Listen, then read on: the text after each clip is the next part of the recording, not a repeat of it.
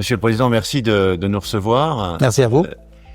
On constate, on assiste à une multiplication des structures publiques-privées, la création d'entités qui regroupent à la fois le public et le privé. Qu'est-ce que vous en pensez ? Alors c'est une multiplication, c'est une augmentation rapide en effet, à la fois des SEM, donc qui associent en effet privé et public, mais aussi des sociétés publiques locales, qui sont des structures beaucoup plus nouvelles et qui associent public-public, c'est-à-dire plusieurs collectivités au capital, et on crée une société publique locale donc pour gérer tel ou tel type de service public. Alors en effet, ça se développe en nombre, ils sont créés à peu près 5 à 6 par mois, et ça se développe surtout dans les secteurs d'activité concernés. Maintenant, la petite enfance, le social, le tourisme, le développement économique, bien sûr, l'énergie, tous ces secteurs sont maintenant concernés par le développement de ces entreprises publiques locales. Entreprise publique locale, ça veut bien dire ce que ça veut dire. Entreprise publique, donc sous contrôle des élus, et locale, c'est-à-dire avec un champ d'action qui est généralement limité à un territoire communal ou intercommunal, voire départemental. Et donc, qu'est-ce que ça veut dire, ce développement ? C'est naturellement le souci et le souhait des élus d'être le plus opérationnel possible dans la mise en œuvre d'un certain nombre de politiques. Et donc, la création d'une SPL, par exemple, eh bien, c'est un choix, c'est pas un choix politique, en ce sens que le choix politique, c'est la politique publique, mais c'est un choix d'efficacité et de souplesse dans la mise en œuvre de ces politiques. Donc c'est effectivement une évolution intéressante qui va d'ailleurs un peu en substitution parfois de notre modèle traditionnel qui était la délégation de services publics. Parce que là, eh bien, les élus restent donc à la gouvernance du système et donc restent en permanence présents dans la gestion du système. Quel risque voyez-vous, Monsieur le Président, à l'émergence ou à la consolidation de ces partenariats et de ces nouvelles entités ? Je pense que le risque principal, c'est que il y ait en réalité des évolutions qui fassent que les élus, tout en gardant d'une certaine manière la responsabilité, ne soient pas suffisamment attentifs au fonctionnement des choses. Alors, la SPL, par exemple, société dans laquelle les collectivités locales sont à 100% actionnaires, dans lequel les élus siègent évidemment au conseil d'administration, mais qui ensuite, naturellement, est dirigé par un directeur général ou un directeur général délégué avec du personnel de droit privé. Et donc, l'importance, c'est vraiment que les élus restent dans à la fois une impulsion, bien sûr, mais aussi dans une forme de contrôle, de surveillance étroite, et que donc, dans l'action quotidienne ou à long terme de la structure, eh bien, le directeur général ou les équipes de cadres, eh bien, ne prennent pas finalement une forme d'autonomie trop importante. Je pense que c'est la conscience et la présence des élus qui est, ou en tout cas l'insuffisante présence des élus qui est le risque principal. C'est pour ça que ces structures sont très intéressantes, elles sont extrêmement riches en termes d'opérationnalité, mais naturellement ça suppose un investissement des élus et aussi des administrations, des collectivités qui sont actionnaires. Je pense qu'un des sujets complexes que nous avons à régler aujourd'hui, c'est que les directions générales des collectivités soient aussi d'une certaine manière associées au fonctionnement des sociétés publiques locales ou des SEM. Ça, c'est très important.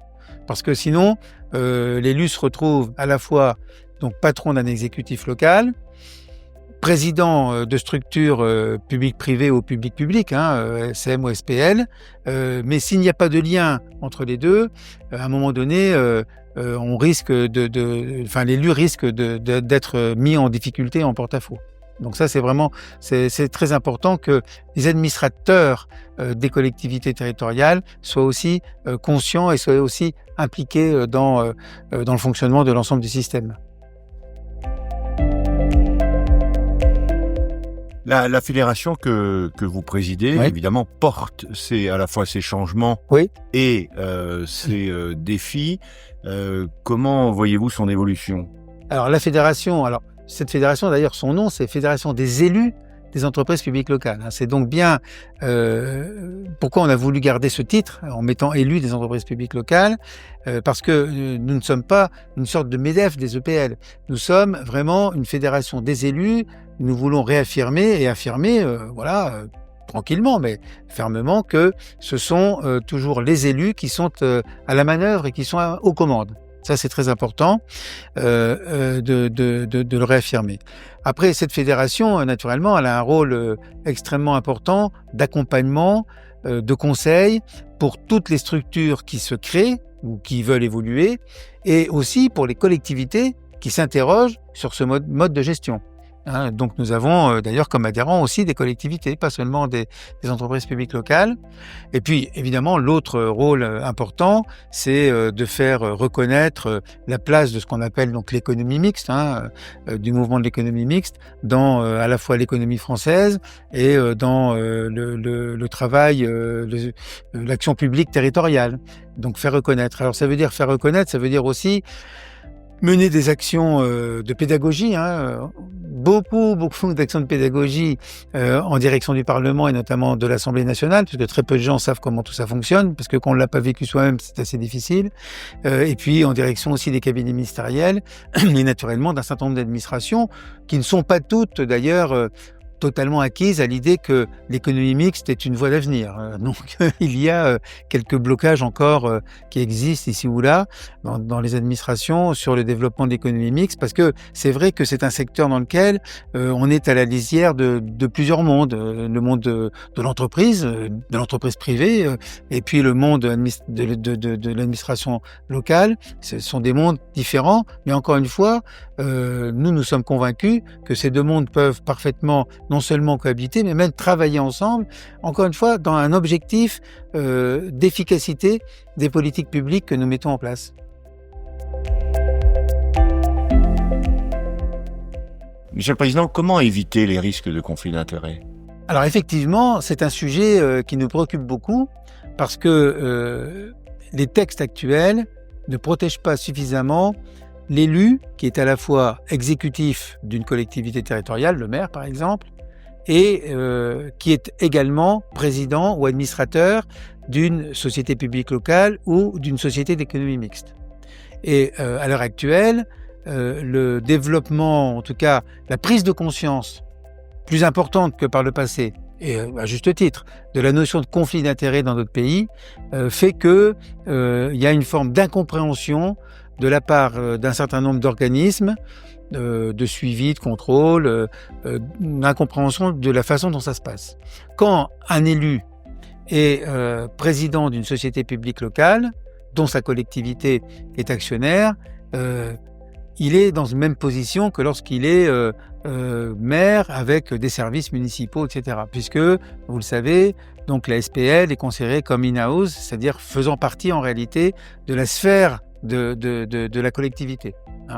Et donc, nous considérons qu'il ne peut pas y avoir de conflit d'intérêts au sens où on l'entend généralement, dans ce cas précis. Même si on a à la fois une collectivité territoriale, donc personne publique, et une SPL, personne privée.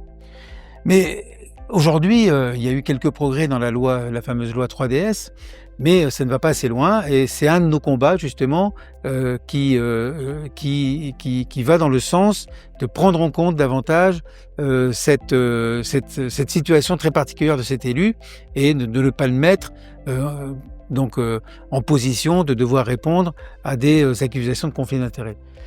Nous allons d'ailleurs, la fédération, d'ailleurs en coordination avec l'ensemble des associations d'élus, a donc proposé des amendements en ce sens à la proposition de loi qui est en cours d'examen, enfin en tout cas qui est sur la table aujourd'hui sur le statut de l'élu. C'est très important parce que nous avons eu des cas où le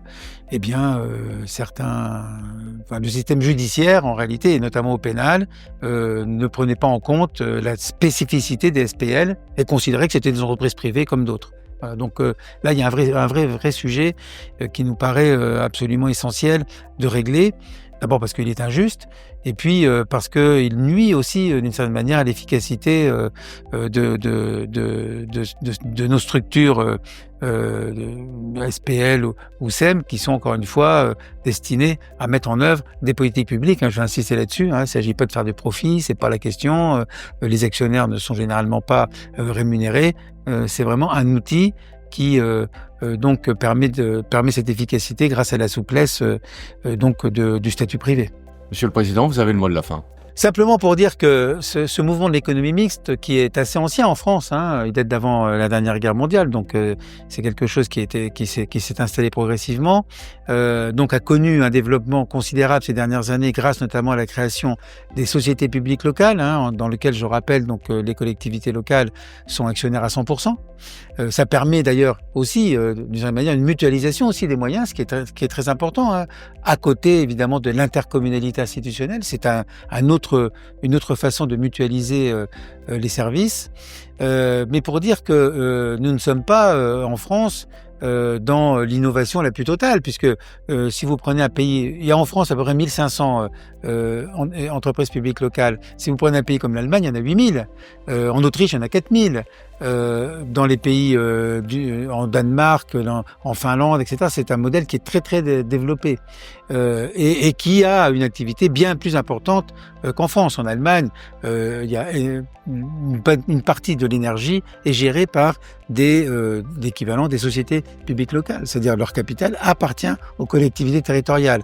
Alors c'est une autre culture, c'est un autre pays, mais on voit bien que on a là encore une possibilité de développement très importante qui a cet avantage considérable qui est de permettre encore une fois aux élus politiques de conserver la maîtrise des outils de développement de leur territoire. Et c'est vraiment un sujet dont on doit s'emparer, même si à l'heure actuelle l'action des collectivités territoriales, en tout cas l'action du pouvoir local, peut être considérée comme étant un peu remise en question par un certain nombre de mesures, mais en tout cas sur le très long terme, c'est un outil certainement très approprié au développement de la prise en main par les pouvoirs locaux, donc de l'avenir de leur territoire et de leurs services publics.